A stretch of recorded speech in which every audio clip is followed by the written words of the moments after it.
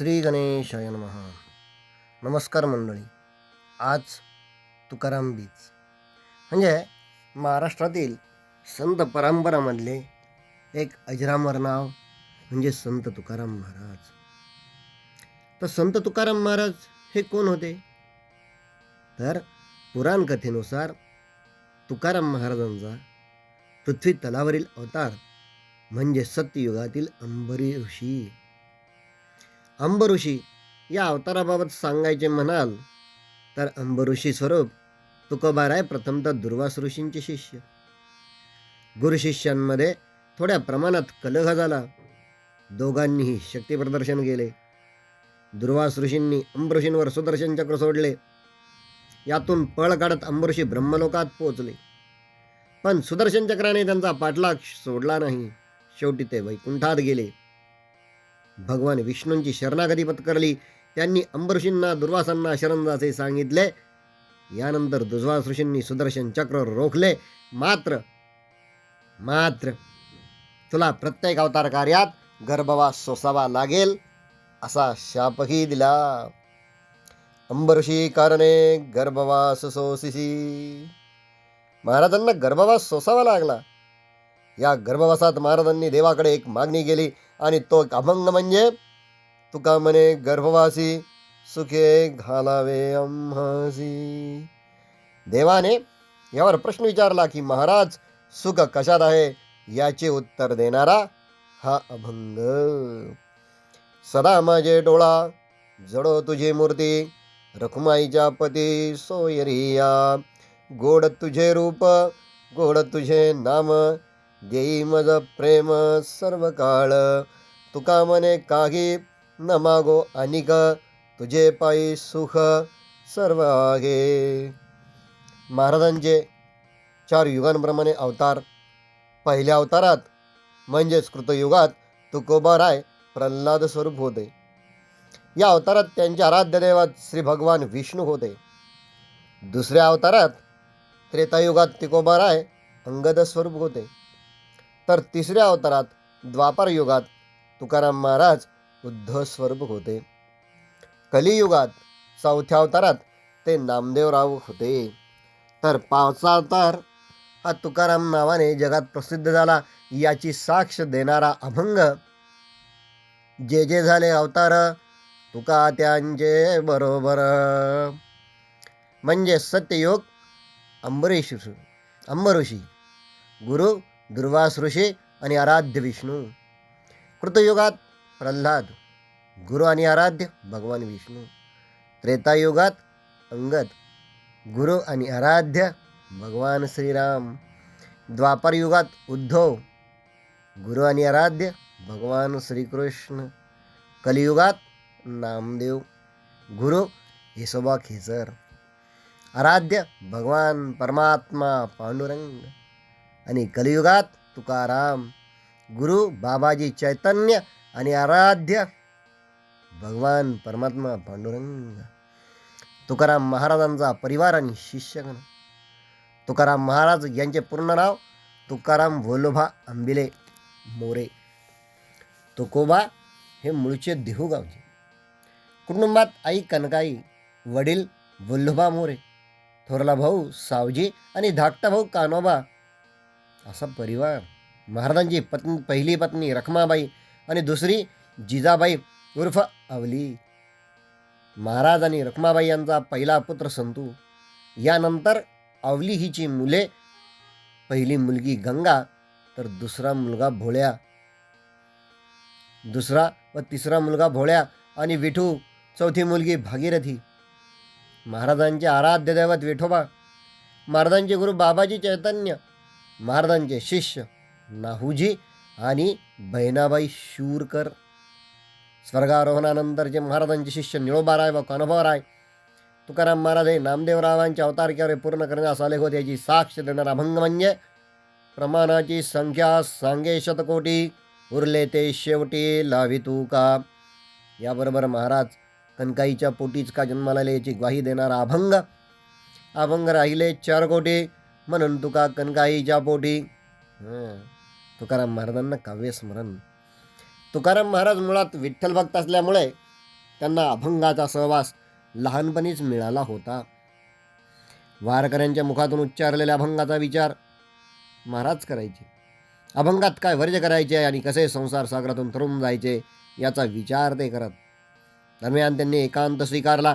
एकांतात स्वतःचा शोध लागल्यानंतर भगवान परमात्मा पांडुरंग आणि संत श्रेष्ठ नामदेव महाराज यांनी तुकाराम महाराजांना स्वप्नात दृष्टांत दिला. समाजाला दिशा देण्याचे काम तुझ्या लेखणीतून होणार आहे असे श्री विठ्ठल आणि नामदेवांनी सांगितले. आणि त्याची साक्ष देणारा भंग म्हणजे नामदेव केले स्वप्न माझी जागे, सवे पांडुरंगे योनिया, सांगितले काम करावे कवित्व, वावगे निमित्त बोलू नको, मापटा की सळे धरिली विठ्ठले, थापटोनी केले सावधान. तुकाराम महाराजांचे संसाराविषयी मत. तुकाराम महाराजांच्या लेखी संसारात शून्यात जमा असला तरी महाराज उपदेश करताना सांगतात की लोक हो, प्रपंच आणि परमार्थ हे दोन्ही जीवन जगण्यासाठी अत्यावश्यक आहे. प्रपंच नसला तर परमार्थ होत नाही आणि परमार्थ नसला तर प्रपंच नीट करता येत नाही.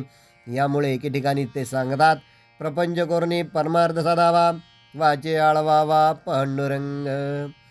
महाराज म्हणतात, ज्या व्यक्तीच्या लेखी संसाराला नगम्य किंमत आहे आणि जो हरिभक्तीचा सुचलेला आहे त्याच्या संसारात कधीच व्यथा येणार नाही. संसाराच्या नावे घालून या शून्य, वाढता का पुण्यधर्म, हरिभजन हे धवळीले जग, चुकविला लाग कळीकाळाचा, तुका मने सुख समाधी हरिकथा, नेने भवव्यथा गाईल तो. तुकाराम महाराज एके ठिकाणी सांगतात, संसार म्हणजे एक प्रकारचे व्यसन. व्यसनाधीन लोकांना हरीची प्राप्ती कळत नसते. जे संसार करत बसतात, हरीला भजत नाहीत, ते ब्रह्मांडात अखंड वास्तव्य राहत नाही. जे संसारात विलीन असतात त्यांना नाम कळतही नाही आणि पचतही नाही. आणि अशा आशयाचे महाराजांचे अभंग मोठे छान आहे. संसाराच्या अंगी अवघीचं व्यसने, आम्ही या कीर्तने शुद्ध झालो, आता हे सोवळे झाले त्रिभुवन, विषम धोडून सांडियेले, ब्रह्मपुरी वास करणे अखंड, न देखी जे तोंड विटाळाचे, तुका म्हणे आम्हा एकांताचा वास, ब्रह्मी ब्रह्मरस सेवू द्यावा. अशा अनेक प्रकारचे तुकाराम महाराजांचे हे अभंग आहेत. आणि म्हणून यानंतर जास्त तुकाराम महाराजांचं जे आहे ते वैकुंठ गमन म्हणजेच फाल्गुन वद्य प्रतिपदा शके 1571 इसवी सन 1649 सकाळ उजाडली होती. तुकोबा अंतर्बाह्य हरिस्वरूप झाले होते. देहाचे भान सुटत होते. नामस्मरणात दंग होऊन सारा दिवस गेला.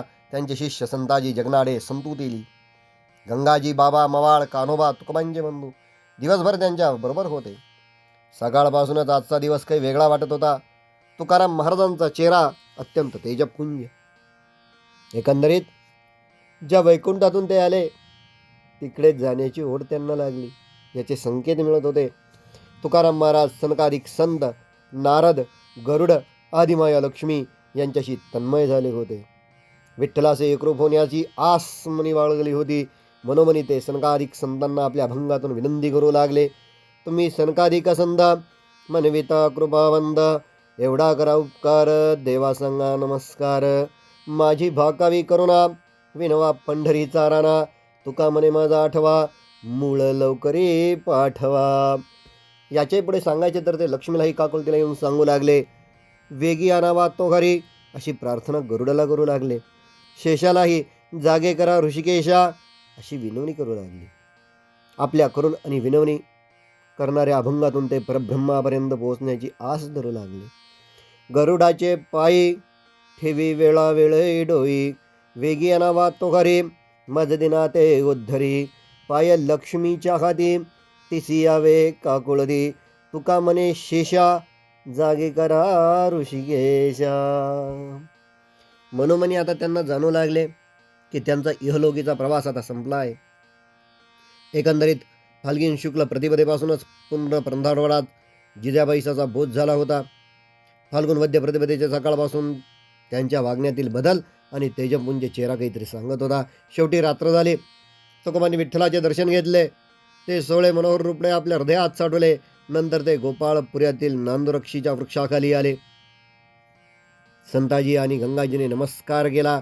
त्यांनी तुकोबांनी क्षेमलिंगन दिले. इतरांनी जेही नमस्कार घेऊन तुकोबा कीर्तनासाठी उभे राहिले.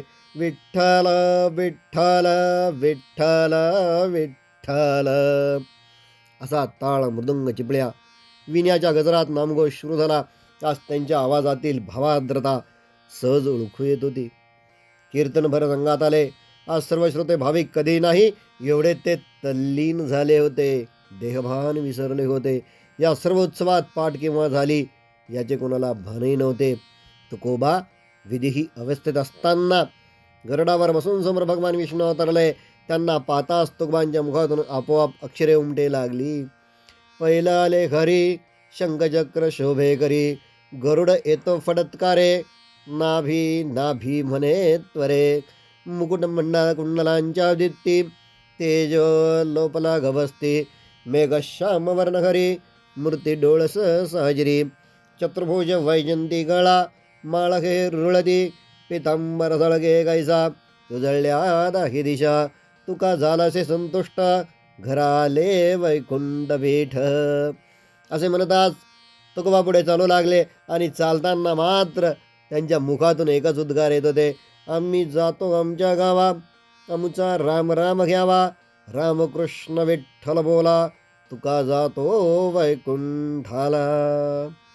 असे म्हणत असताना फाल्गुन वद्य द्वितीयाला तुकोबा कुडीसह गायब झाले. लोकांना काय घडते काहीच कळेना. सूर्याची किरणी सोनी रंग उधळायला लागली होती. तुकोबांच्या आयुष्याचे सोने झाले होते. उसळलेल्या जनसागराला जेव्हा वास्तव माहीत झाले, हाताचे छिद्रात नगळून पडल्याने सर्व शोक करू लागले. संदाजी, गंगाजी, कान्होबा वेडेपिसे होऊन शोक करू लागले. सर्व गोपाळपुरा हिला होता. पंचमीपर्यंत संताजी, गंगाजी, कान्होबा करुणा भागत होते. शिसे भरल्या पावलांनी ते गावात फिरले. मग निळोबा आपल्या अभंगातून म्हणतात, प्रयाण काळी देवे विमान पाठविले, कलीच्या काळा माझी अद्भुत वर्तविले, मानव देह घेऊन निजधामा गेले, निळा मने सकल संता तोषविले. तुकाराम महाराजांचे वंशज श्रीधर महाराज मोरे देहूकर यांनी तुकाराम महाराजांचे चरित्र लिहिले आहे. आणि हा जो सर्व उल्लेख आहे हा बस या चरित्रातूनच थोडासा मी घेण्याचा प्रयत्न केलेला आहे. आणि त्यावेळेस ते असंही म्हणतात की तुकोबांच्या गुप्त होण्याने सर्वत्र मंडळी शोकसागरात बुडाली. तुकोबांची मुले, बंधू, अनुयायी तेथेच बसून राहिले. पंचमीला तुकोबांचे टाळ, पत्र, कथा आकाशमार्गे आली. रामेश्वर शास्त्रींनी निर्णय दिला, तुकोबा सदेह वैकुंठाला गेले. रामकृष्ण हरे बोला. संत तुकाराम महाराज की जय.